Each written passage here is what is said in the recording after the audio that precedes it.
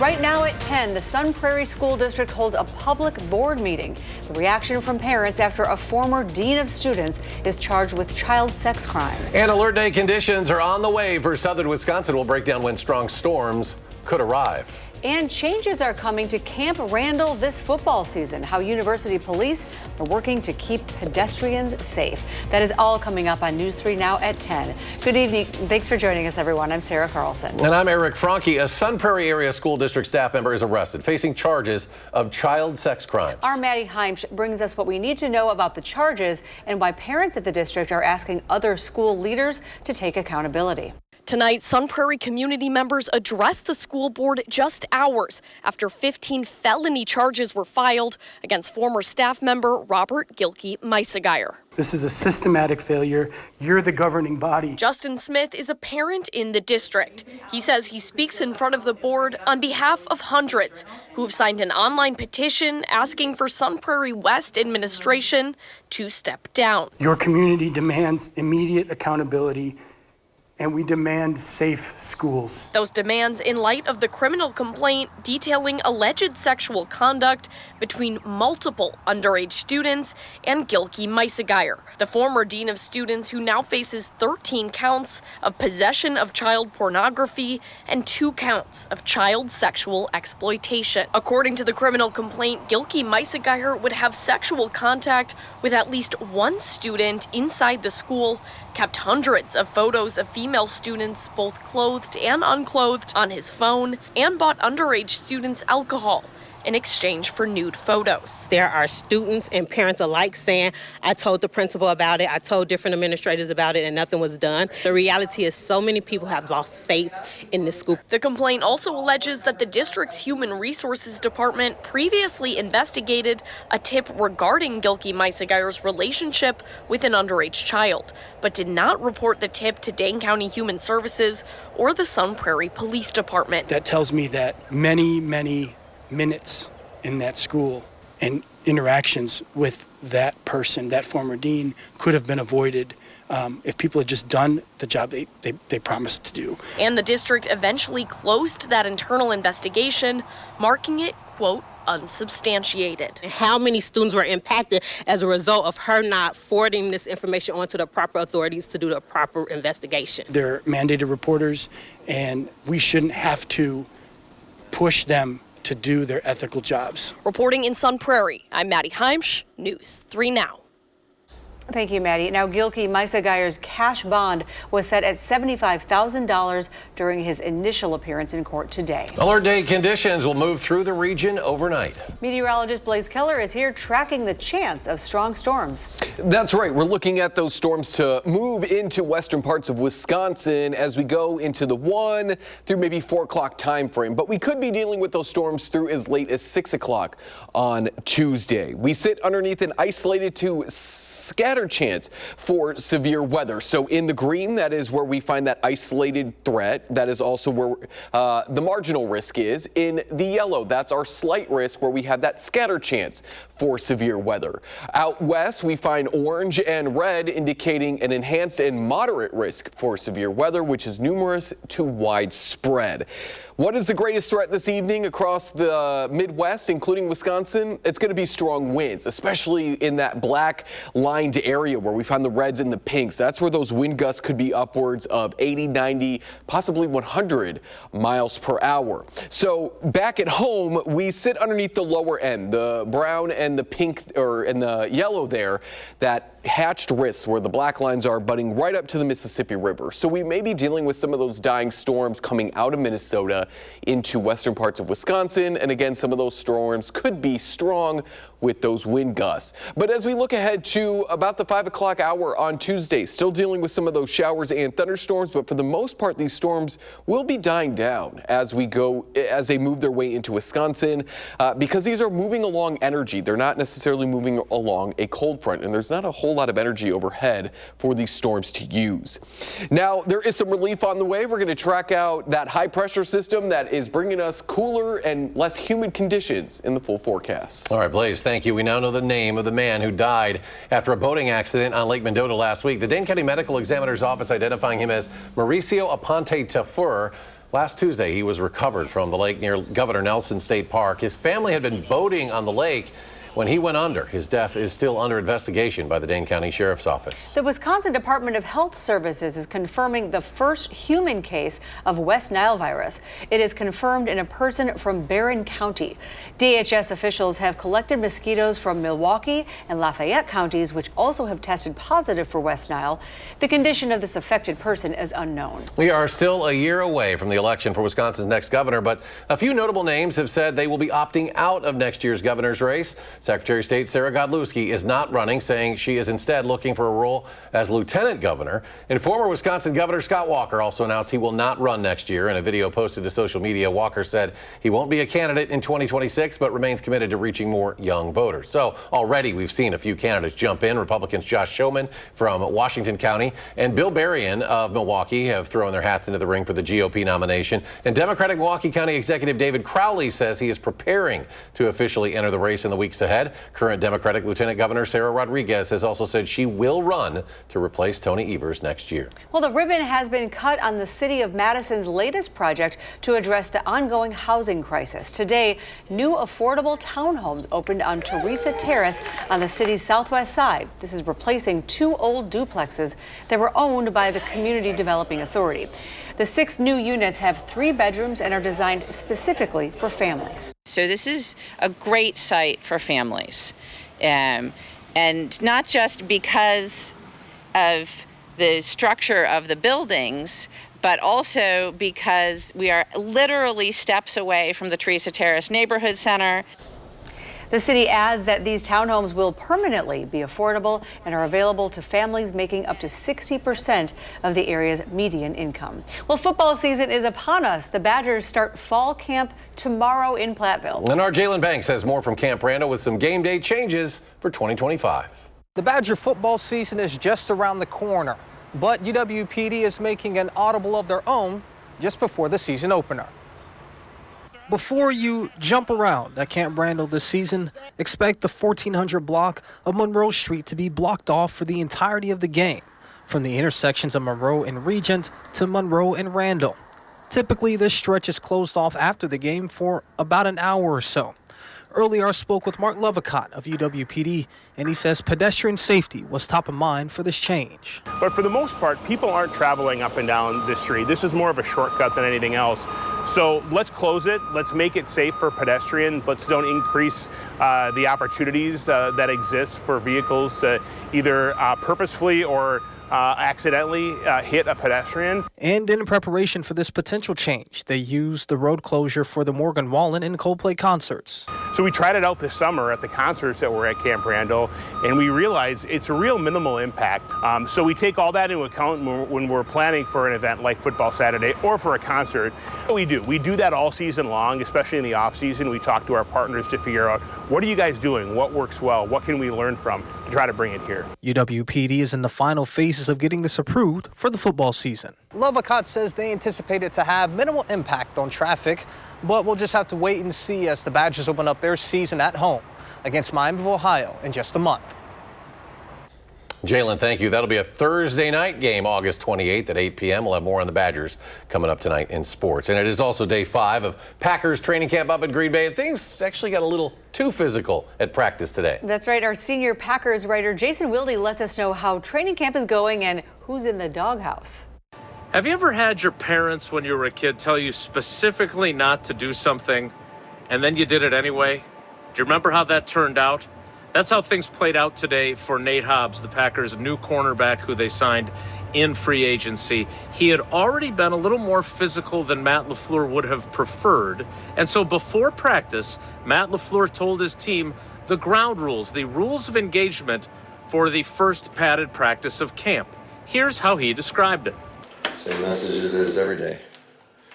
Compete to be your best and take care of each other. So we had a long just talk about in video showing the rules of engagement, things that were good from a year ago and things that weren't great. So, but bottom line is we need everybody to stay up off their feet. This is not we're not going to the ground today.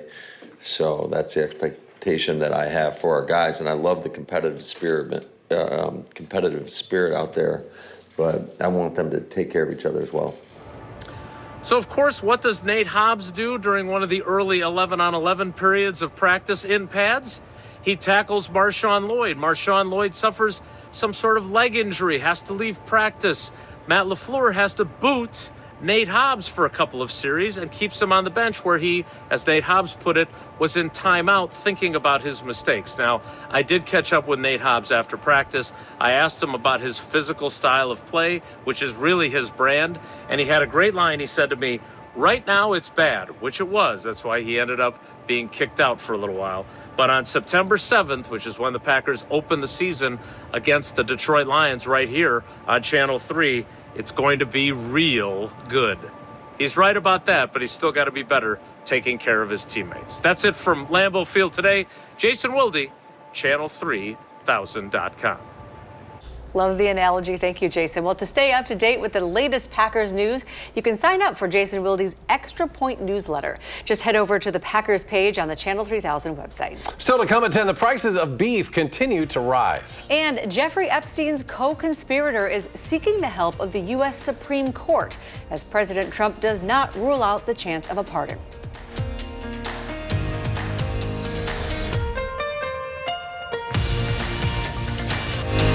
You're watching News 3 Now at 10. Some sad news tonight. One of baseball's all-time greats, Hall of Fame second baseman Ryne Sandberg, has died. The Chicago Cubs saying he passed away at his home, surrounded by family. Rhino became one of baseball's best all-around players, starring for the Cubbies in the 80s and 90s. He announced in January of 2024 he had been diagnosed with metastatic prostate cancer. Sandberg underwent treatments and later said that he was cancer-free, but on December 10th this past year, he posted the cancer had returned and spread to other organs. Ryne Sandberg was 65 years old. Jeffrey Epstein's accomplice and former girlfriend is working to get her sex trafficking conviction overturned, and today she urged the Supreme Court to take up her pending appeal. Meanwhile, President Donald Trump spoke about his relationship with Epstein, whether he's ever visited Epstein's private island, and his power to pardon Epstein's associate. Reporter Cheryl Halpert has more. Despite a trip abroad, President Donald Trump still can't escape questions about Jeffrey Epstein. In Scotland Monday, Trump took time out of meeting with British Prime Minister Keir Starmer to answer questions about Epstein, trying to put distance between himself and the late convicted sex trafficker. For years, I wouldn't talk to Jeffrey Epstein. I wouldn't talk because he did something that was inappropriate. I never had the privilege of going to his island.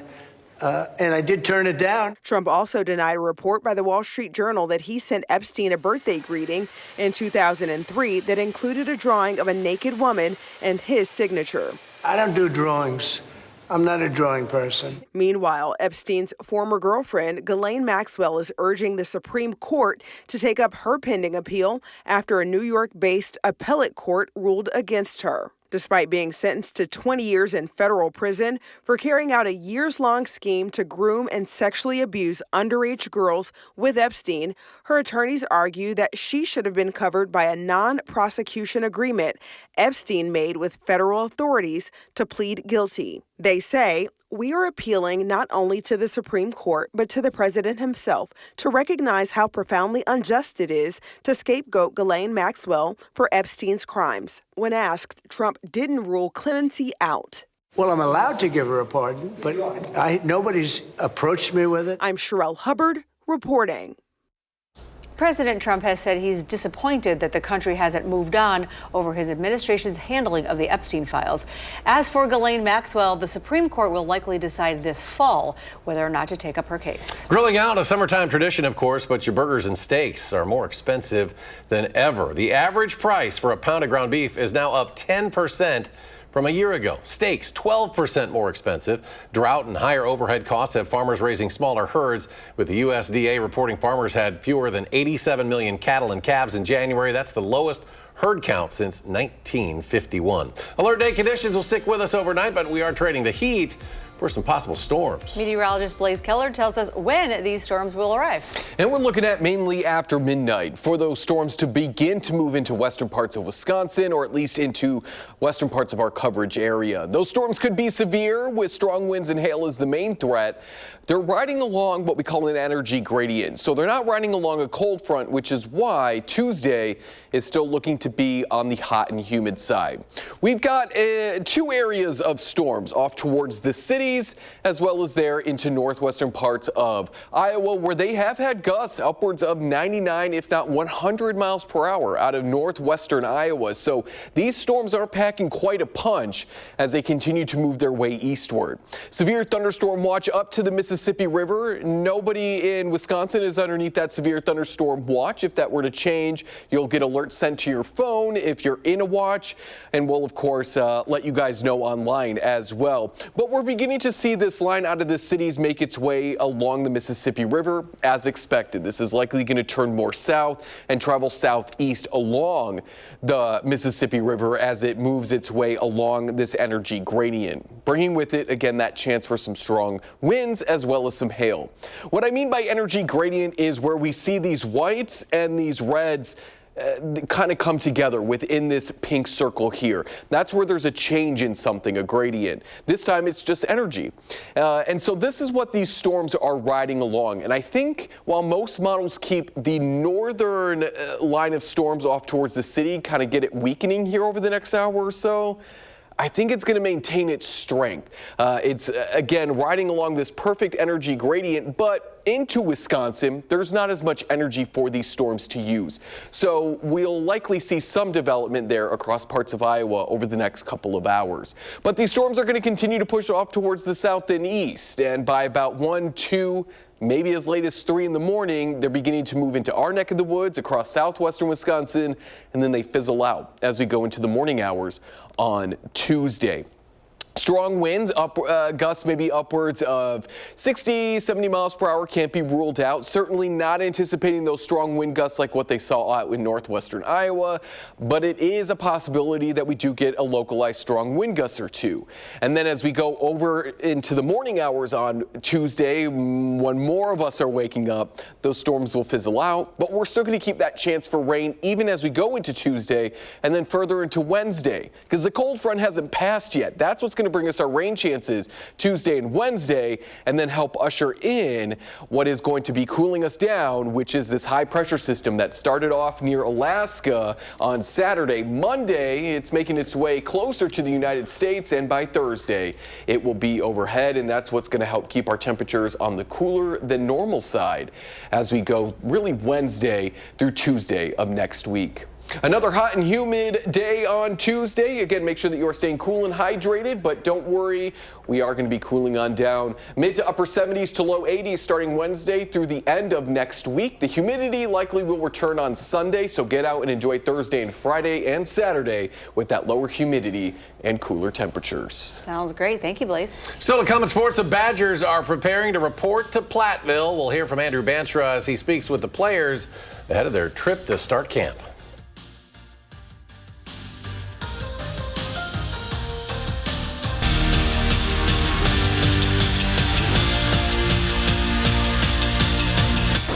It is no secret that Wisconsin football has had their fair share of struggles over the last couple of seasons, but the players tell me there's been a culture change this offseason, under the belief that just wearing that W doesn't earn you any wins, saying you have to go out there and prove it. I definitely carry a chip with me. I feel like the past few years we've been entitled. We've been wearing the W thinking we're something we're not. And so we got punched in the mouth last year, so now you have to show it. Like, we can act like we're all high and mighty Wisconsin, run the ball, stop the run, but that's not who we were, and that's not what we put on tape. So I definitely have a big chip on my shoulder. When we got here as freshmen, they had success before us, so it was something you kind of expected. In the past few years, we haven't had as much success, and I think kind of you come into the season with a little bit of a different mentality. Now we have something to prove that no one's really expecting us to do anything.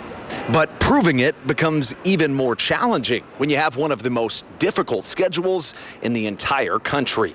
You want to be at the top of college football, you want to be at the top of the mountain, you got to go through the top competition. And we obviously have that on our schedule. There's a lot of good opportunities, so I think, we're excited for all of it, but I think obviously, we got our eyes set on August 28th or whatever it is when, game one rolls around, and then we'll take it one game from time there and keep it rolling. For us, we see that as just more fuel. I mean, we're already counted out by a lot of people, even our own fans count us out. So, to us, we have nothing to lose. I mean, let's go out there and I just see this opportunity personally. I mean, I think we all see it that way. A lot of good teams. I mean, that's the best measuring stick to see, where you're at as a team and as a player. So, it's one of the hardest schedules, if not the hardest, but, who would want it any other way?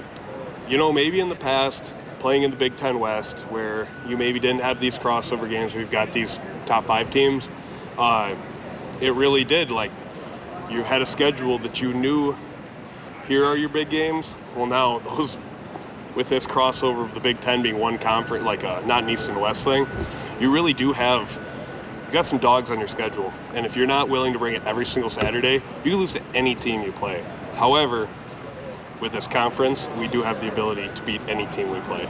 The Badgers report to Platteville for fall camp tomorrow. Vinny Anthony telling me he's incredibly excited to do it, adding when it comes to that schedule, he thinks it's pretty easy. Easy to not think about anything but the first game. At Camp Randall, Andrew Banstra, News 3 Sports. Tonight, if you're wondering why you're feeling a little bit better about America today, it's because Donald Trump is in Scotland. The Late Show's all new. CBS Tonight. Well, just in time, Sarah, for Halloween later this year, a tarantula invasion in the Southwest and West. I'm actually more scared of these than she is. But this fall, tens of thousands of young adult male tarantulas will crawl out of their hiding spots in California, Colorado, Kansas, New Mexico, and Texas in search of a mate. We don't have anything to worry about. They're not in Wisconsin. One scientist says if you're lucky enough, you might see hordes of the hairy baseball-sized cuties crossing the road. They don't get to show us that, but you might. So they are docile, but they can bite and jump up to 2 feet. We discussed what we would do if we saw the horde crossing the road. And that is the one really nice thing about Wisconsin. We don't have things that get that big. They freeze to death before they get season of winter. I would just run away, though. Yeah, I'm probably not fast enough. But the heat right now has been an issue, but we're turning to storms overnight. Yes, we're looking at some storms moving out of the cities. That's probably going to be the thing that impacts us, but I wouldn't be surprised if we see some development between these two lines. It'll be interesting to see if that takes over or if we continue to see that line out of the cities maintain its strength over the next several hours. Those storms are going to begin to move out of the cities and La Crosse into our neck of the woods following the energy in the atmosphere. And then we quiet down. Thursday onwards, we are sitting comfortably in the upper 70s to low 80s. Beautiful. All right, Blaze, thank you. Stephen Colbert Show coming up next. Thank you for joining us, everyone. Our next newscast is at 4:30.